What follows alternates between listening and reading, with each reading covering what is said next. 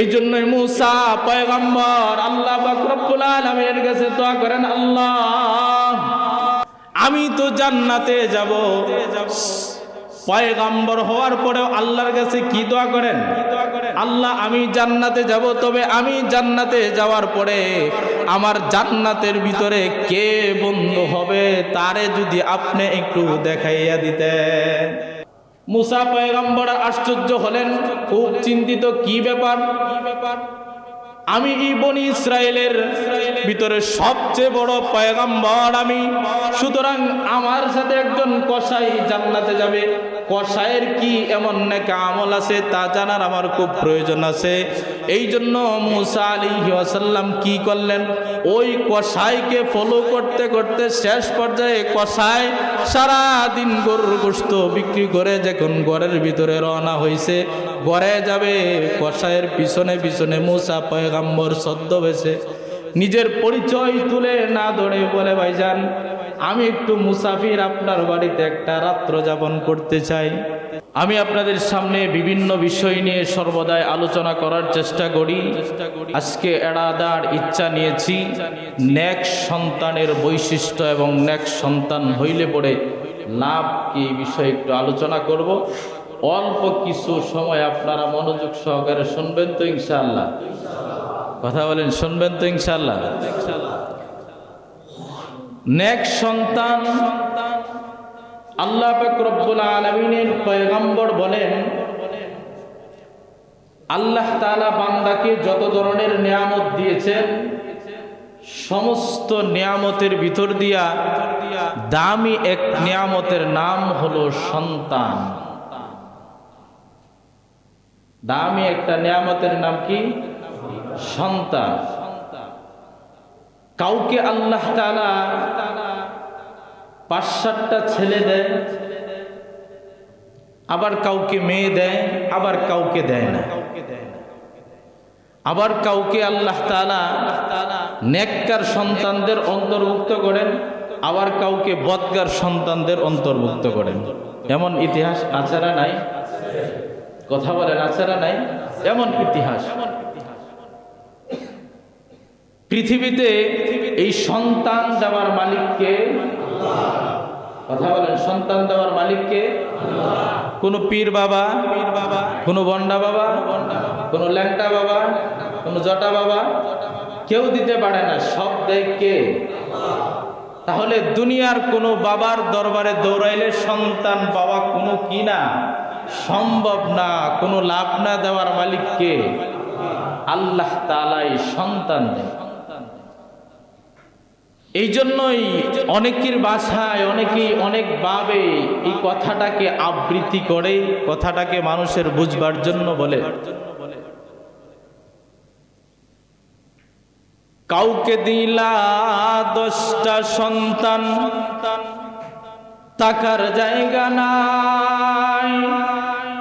কাউকে দিলা কোটি টাকা, একটা সন্তান নাই।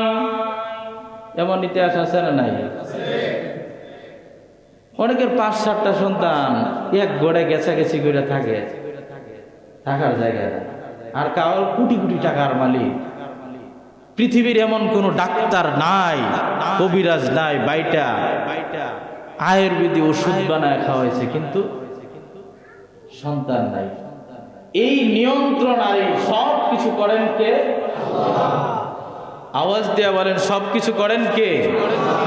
আল্লাহ তাআলাই করেন। এই জন্যই আল্লাহ পাক রব্বুল আলামিন বলছেন, বান্দা তোমাকে যে আমি নেককার সন্তান দিব, সেটা আমার সিস্টেমে আমি তোমাকে যেইভাবে শিখিয়ে দিছি, এইভাবে যদি আমার কাছে চাও, এইভাবে যদি আমার কাছে চাও, আমি আল্লাহ তোমাকে দিয়ে দেব। আমি আল্লাহ তোমাকে কি দিয়ে দেব? এই জন্য ইব্রাহিম আলাইহিস সালাম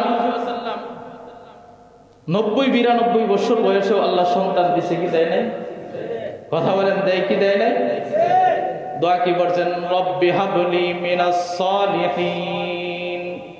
হায় আল্লাহ, আপনি আমাকে একটা নেককার সন্তান দান করেন। ইব্রাহিম আলাইহিস সালাম এই দোয়া করেছেন। আবারও আল্লাহ পাক রব্বুল আলামিন বলেন, বান্দা তোমার সন্তানের প্রয়োজন আমার কাছে যদি আমার চাওয়া অনুপাতে আমি আল্লাহ কালামে পাকের ভিতরে তোমারে শিখাইয়া দিছি, যদি আমার কাছে এইভাবে চাও তাহলে আমি আল্লাহ তোমাকে সন্তান দিয়া দিব। এই জন্য কোরআনের ভাষায় আল্লাহ পাক রব্বুল আলামিন বলেন, রব্বি হাবলি মিনাস সালিহিন।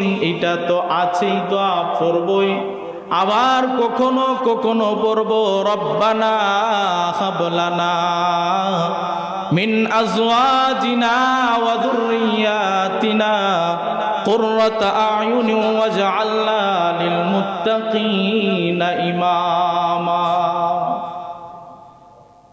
আল্লাহ বলেন, বান্দা তোমাকে আমি যে দোয়া শিখায় দিলাম, তুমি যদি আমার কাছে এইভাবে চাও, রব্বানা হাবলানা মিন আজওয়াজিনা ওয়া যুররিয়াতিনা কুররাতা আয়ুনি ওয়াজআলনা লিল মুত্তাকিনা ইমামা।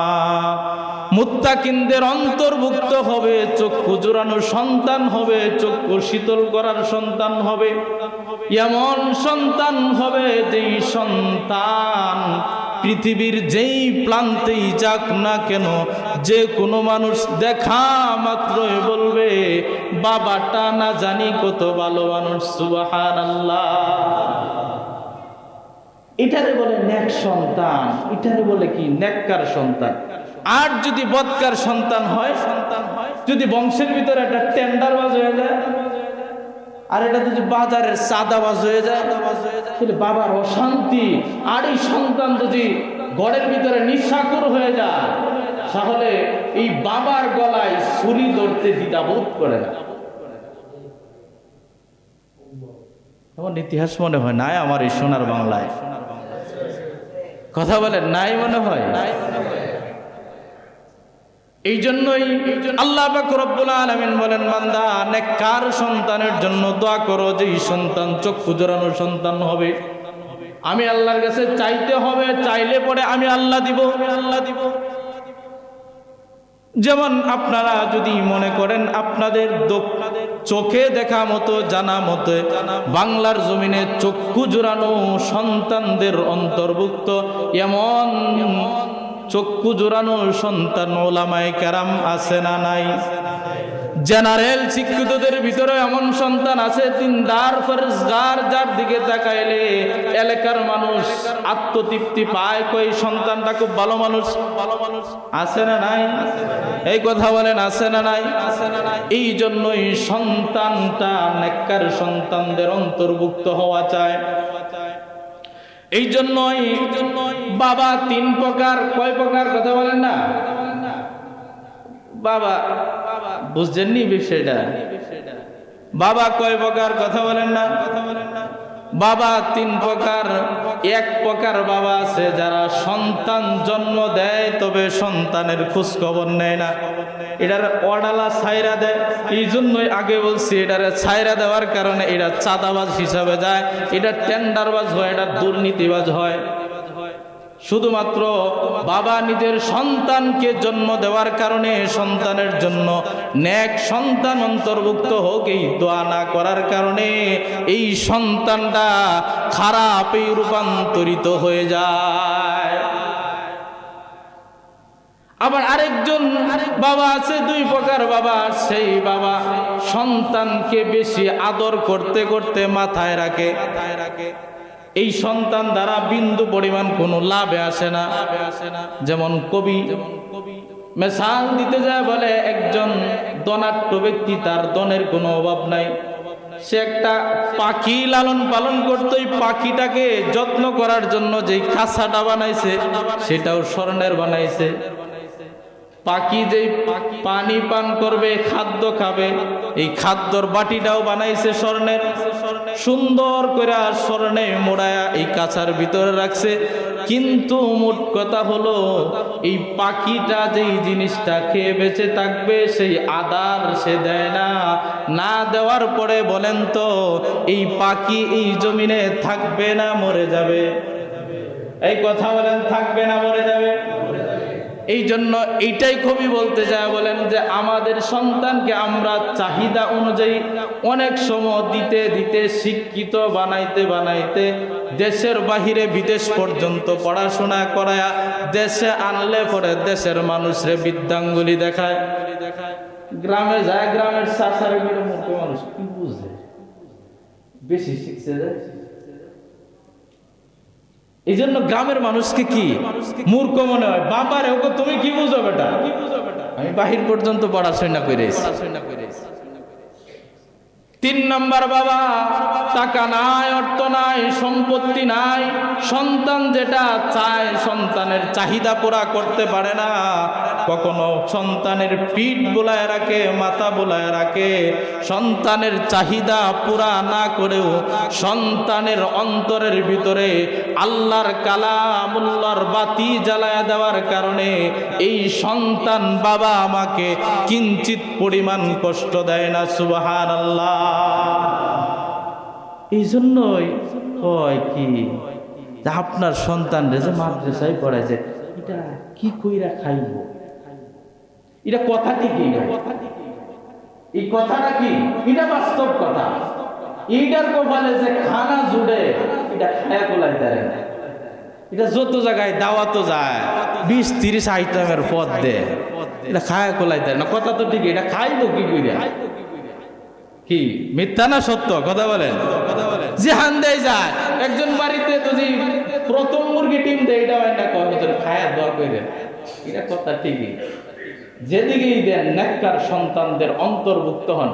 এই জন্যই জিবরাইল আলাইহিস সালাম পয়গম্বরের পাশে আসার পরে পয়গম্বর বলেন, আল্লাহ তাআলা আদম আলাইহিস সালাম থেকে কিয়ামত পর্যন্ত যত মানুষ সৃষ্টি করবেন, সমস্ত মানুষ যদি একটা ব্যক্তির জানাজায় উপস্থিত হয়ে যায়, আর ফেরেশতাদের সর্দার সমস্ত ফেরেশতারা একটা জানাজায় উপস্থিত হইয়া ফেরেশতাদের সর্দার জিবরাইল পর্যন্ত যদি জানাজার নামাজের ইমামতি করে, তাহলে আল্লাহ মাফ করবে কিনা তাদের সন্দেহ আছে।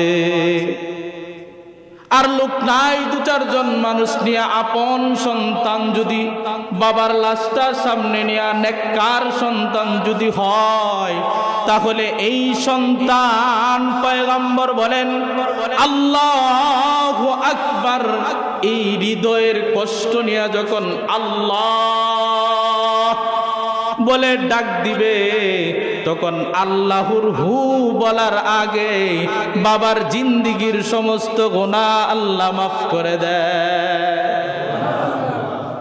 বাবার সমস্ত গুনাহ আল্লাহ কি করে দেয়? মাফ করে দেয়। আরবের বড় একটা পত্রিকা আর রিয়াদ একটা পত্রিকার ভিতরে একটা ঘটনা, যিনি আদালত পরিচালনা করেন, রায় দেন, ওনাকে কি বলে? ম্যাজিস্ট্রেট বলে না, জজ সাহেব। উনি একটা আরবের একটা ঘটনা উনি ওনার পেপারের ভিতরে কি ধরলেন, তুইলা ধরলেন, যেইটা বুঝি কাউকে না জানাইলে আমার দিলে কি আসবে না, শান্তি আসবে না। আর এই ঘটনাটা আরবের 90% মানুষকে কাঁদায় যাচ্ছে। ঘটনাটা কি? একজন মায়ের 2 জন সন্তান। কয়জন সন্তান? আওয়াজ দিয়ে বলেন। একজন মায়ের 2 জন সন্তান। ছোট সন্তানের টাকা আছে, সম্পত্তি আছে, কিন্তু ছোট সন্তান বড় ভাইয়ের নামে যায় মামলা দায়ের করছে। কি মামলা দায়ের করছে? আমার বড় ভাই আমার মাকে আমারে খেদমত করার সুযোগ দেয় না। আমার বড় ভাই আমার মাকে সে খেদমত করে তার জান্নাতের রাস্তা কি করতেছে? সহজ করতেছে, জান্নাত কামাই করতেছে। কিন্তু আমি ছোট ভাই, আমি আমার জান্নাতের রাস্তা সহজ করতে পারতেছি। আর আমার বাংলাদেশের ভিতরে মামলা কি নিয়ে হয়? এক ভাই আরেক ভাই নাই মামলা করে, ও আমার মারে তারপর সাইডে বোলায় বোলায় খাওয়ায়, ঘুমের পরি খাওয়ায়, টিপ সই নিয়ে সম্পত্তি সব নিছে। কি বাস্তব না বাস্তব? আপনারা মনে হয় আজকে নতুন শুনতেছেন এই ইতিহাস। হ্যাঁ, আমার এই সোনার বাংলায় এই ইতিহাস ঘটে, এক ভাই আরেক ভাইয়ের সম্পত্তি মাকে বোলায় বালায় কি করে ভালো একটু খাওয়ায়া, মার একটু সহজ সরল ভাইবা মারে ঘুমের পরি খাওয়ায়া অথবা একটু মার্কেট মুর্কেট করে দেয়, পুতে সব লয়ে যায় এক ভাই আরেক ভাইয়ের। আর সে মামলা করছে কি, আমি মারে খেদমত করার কি পাই না, সুযোগ পায় না। আদালতের রায় অনুযায়ী অমুক দিন কোর্টে উঠতে হবে, দুজন ভাই যায় মাকে নিয়ে যায় কোর্টে দাঁড়াইছে। জজ সাহেব একদিকে জিজ্ঞাসা করে মাকে, জিজ্ঞাসা করে মা আপনি বলেন তো দেখি, আপনি আপনার কোন সন্তানের ঘরে থাকতে আপনার পছন্দ হয়, আপনি আপনার কোন সন্তানকে বেশি দিল থেকে ভালোবাসেন, আপনার এই সন্তানের ঘরে আমি আজকে জজ সাহেব রায় দিয়া দিব, আপনি আপনার ওই সন্তানের ঘরের ভিতরে থাকবেন। মা জজ সাহেবকে ডাক দেয়া বলে আমি আজকে দুনিয়ার আদালতের ভিতরে আমার সন্তানকে ওই সন্তানের ঘরে যাব, যদি আমি ছোট সন্তানের কথা বলে ছোট সন্তানের ঘরে যাই, তাহলে হয়তো আমার এই জায়গার ভিতরে আদালতের ভিতরে আমার ছোট ছেলেটা দুনিয়াতে বেইজ্জতি হবে। তার কারণ আমি এমন মা, আমার কাছে ছোট এবং বড় কোনোটাই বিবাদ নাই, আমার দুজন সন্তান আমার কাছে সমান, দুইটা চোখের মতো। সুবহানাল্লাহ। আমার দুইটা সন্তান, আমার দুইটা কিসের মতো কথা বলেন না, চক্ষুর মতো। আমার সন্তানরা আমাকে যেভাবে চালাইতে চাই, যেভাবে আমাকে ভরণ পোষণ দিতে চায়, আমি সেভাবেই থাকতে পারবো, আমি সেভাবেই থাকবো। জজ সাহেব বিপদে পড়ে যায়, এখন কি করবে? এক ভাইয়ের পক্ষেও দিতে পারে না, আরেক ভাইয়ের কি করতে পারে না, বিপক্ষেও দিতে পারে না। জজ সাহেব রায় দিয়ে দিলেন, শুনেন আপনি যেহেতু টাকা আছে, ছোট ভাই হিসাবে সম্পত্তি আছে, সুতরাং আপনার বড় ভাই তার সম্পত্তি কোনো দিক দিয়ে কম, সেজন্য হয়তো সে মার খেদমত করে, কিন্তু আজকে থেকে আমি জজ সাহেব রায় দিয়ে দিলাম, আপনি ছোট ভাই আপনার মাকে লালন পালন করবেন, তবে শর্ত হলো আপনার বড় ভাই যেদিন আইসা আপনার ঘরের দরজায় আইসা বলবে আজকে আমার মাকে দাও খেদমত করার জন্য, তখন তুমি সন্তান হইয়া তোমার মাকে কুলে কইরা নিয়া তোমার বড় ভাইয়ের ঘর পর্যন্ত পৌঁছায়া দিবা। মাকে খেদমত করার কোনো দিক দিয়ে কি রাখবা না, কমতি রাখবা না, মাকে খেদমত করার কমতি রাখবা না। এখন তো আমার সোনার বাংলাদেশে এক ভাই দিতে চায়, আরেক ভাই দিতে চায় না, কমা বাবার আর কত দিমু, কতটা গ্রামে থাকি দিতে পারিস না, আমি তো শহরে থাকি, ব্যস্ততায় থাকি। তার কেমন ব্যস্ততা। এই জন্যই মুসা পয়গম্বর আল্লাহ পাক রব্বুল আলামিনের কাছে দোয়া করেন, আল্লাহ আমি তো জান্নাতে যাব। পয়গম্বর হওয়ার পরেও আল্লাহর কাছে কি দোয়া করেন, আল্লাহ আমি জান্নাতে যাব, তবে আমি জান্নাতে যাওয়ার পরে আমার জান্নাতের ভিতরে কে বন্ধু হবে তারে যদি আপনি একটু দেখাইয়া দিতেন। আল্লাহ পাক রব্বুল আলামিন বলেন, মুসা যাও, তোমার একজন কসাই তোমার বন্ধু হইয়া তোমার সাথে জান্নাতে যাবে। সুবহানাল্লাহ।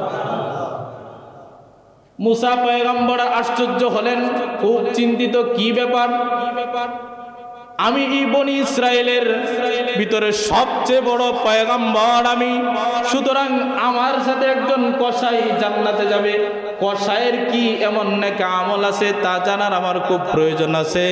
এই জন্য মুসা আলাইহিস সালাম কি করলেন, ওই কসাইকে ফলো করতে করতে শেষ পর্যায়ে কসাই সারা দিন গরুর গোশত বিক্রি করে যখন ঘরের ভিতরে রওনা হয়েছে, ঘরে যাবে, কসাইয়ের পিছনে পিছনে মুসা পয়গম্বর ছদ্মবেশে নিজের পরিচয় তুলে না ধরে বলে, ভাইজান আমি একটু মুসাফির, আপনার বাড়িতে একটা রাত্র যাপন করতে চাই।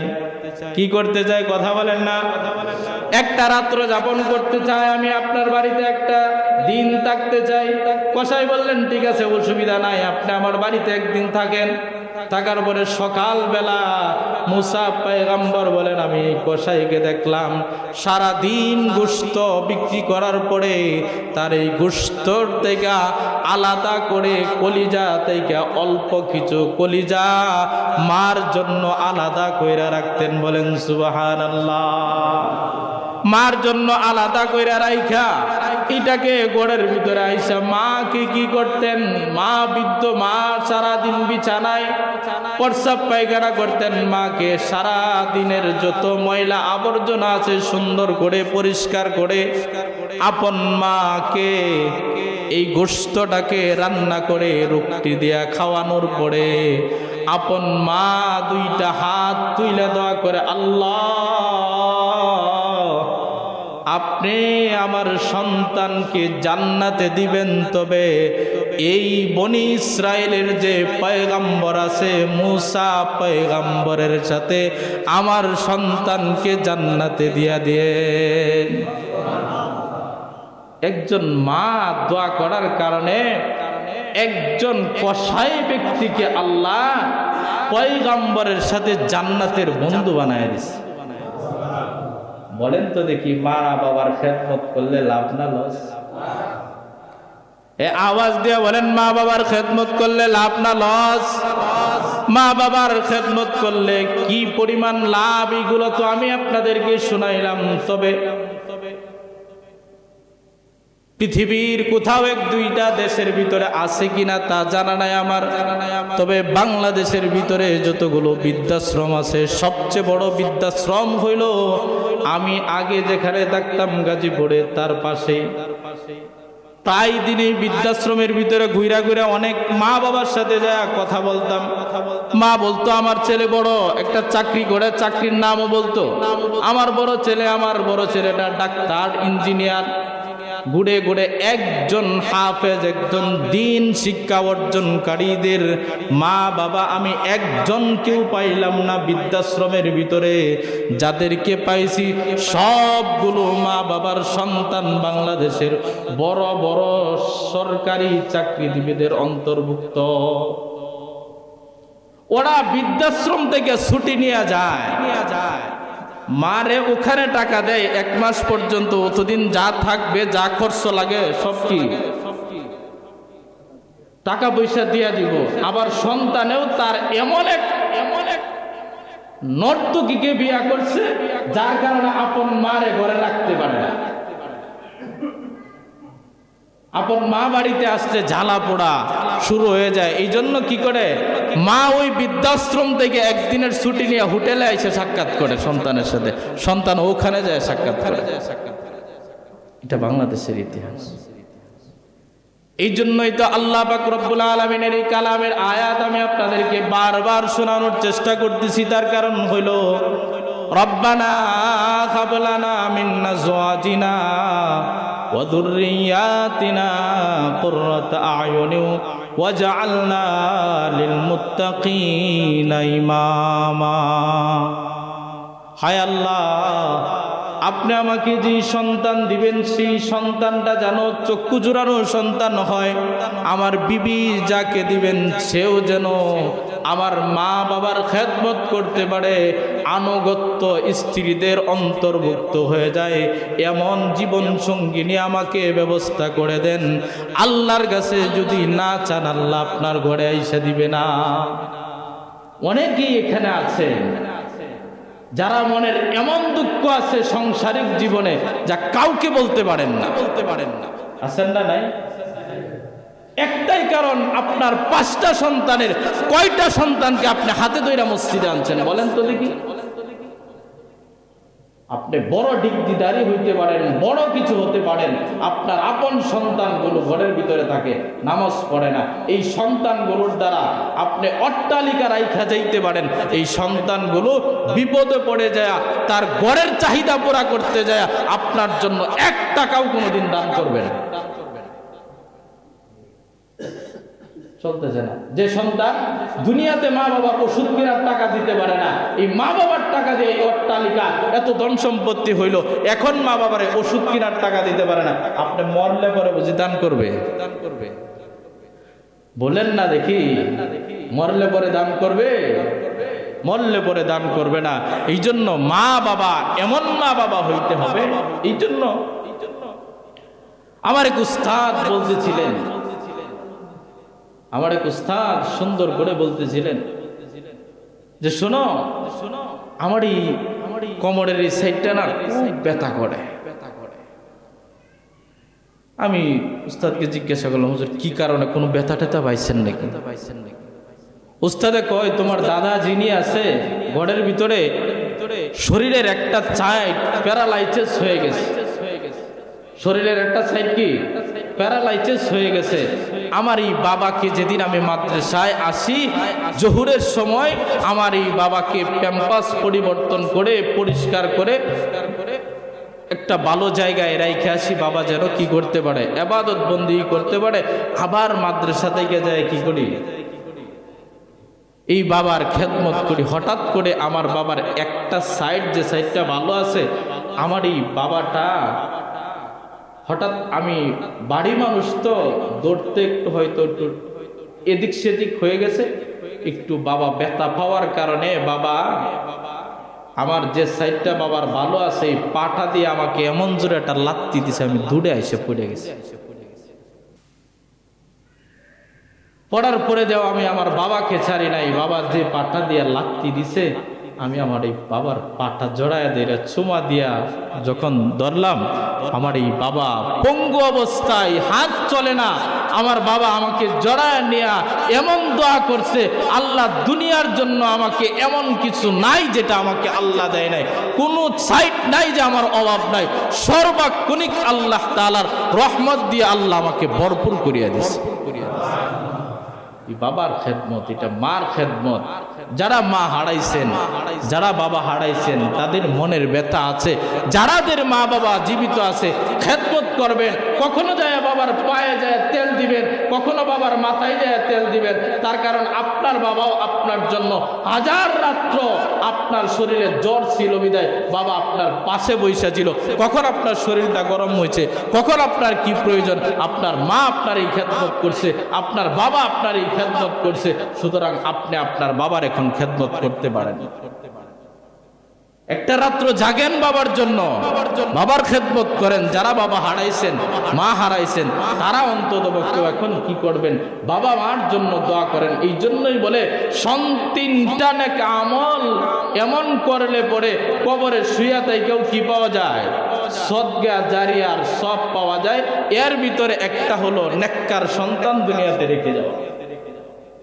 এর ভিতরে একটা কি কথা বলেন, নেককার সন্তানদের অন্তর্ভুক্ত হয়ে যাওয়া, নেককার সন্তান রেখে যাওয়া। অন্ততপক্ষেও যাদের সন্তান বড় হয়ে গেছে, অনেক লাইনে শিক্ষিত বানায় ফেলছেন, অন্ততপক্ষেও এখন পরের সাবজেক্ট যেটা আছে, নাতিদেরকে একজন আলেম বানায় যান, একজন কোরআনের হাফেজ বানায় যান। রসুল বলেন একজন হাফেজ যদি হয় তাহলে তার বংশধরের ভিতরে 10 জন মানুষকে সুপারিশ করে, যারা অবধারিত জাহান্নামী এমন 10 জন মানুষকে সুপারিশ করে জান্নাতীদের অন্তর্ভুক্ত করবে। শুধু তাই নয়, তাদের বাবা মাকে হাসরের ময়দানে এমন মুকুট পরাবে যেই মুকুটের আলোর কারণে সূর্যের আলো পর্যন্ত দেখা যাবে না। পছন্দ হইল না সুবহানাল্লাহর আওয়াজে? আজ ঈদের দিন সুবহানাল্লাহ কইলে কষ্ট লাগে বুঝি? কোন সুবহানাল্লাহ, আলহামদুলিল্লাহ, লা ইলাহা ইল্লাল্লাহু মুহাম্মাদুর রাসূলুল্লাহ। এই জন্য যাদের সন্তান তো বড় হয়ে গেছে তো হয়েই গেছে, আরেকজন সন্তানকে, নাতিকে অন্তত পক্ষেও দ্বীনের শিক্ষায় শিক্ষিত করে যাবেন, নেককারদের অন্তর্ভুক্ত করে যাবেন। পারবেন তো ইনশাআল্লাহ? এই কথা বলেন, পারবেন তো ইনশাআল্লাহ? আল্লাহ সবারকে কবুল করুক। সবার ঘরের ভিতরে আমার মতো হুজুর আইনা যাতে জানাজার নামাজ না পড়াইতে হয়, বংশের এমন একজন রেখে যাবেন যে জানাজার নামাজ পড়াবে, যার উসিলায় আল্লাহ আপনাকে মাফ করে দেন। এটাই আসল সম্পত্তি। আর দুনিয়ার অট্টালিকা যা রেখে যাবেন এইগুলো কয়েকদিন পরে আপনার ছেলে না খাইলেও আপনার নাতিরা বেশা গাঞ্জা খাবে আর শোক টান দিবে। শোক টান বোঝেননি? শোক টান দেবে। আল্লাহ আমাদের এই ফিতনা থেকে বাঁচবার তৌফিক দান করুক, সবাই বলে আমিন।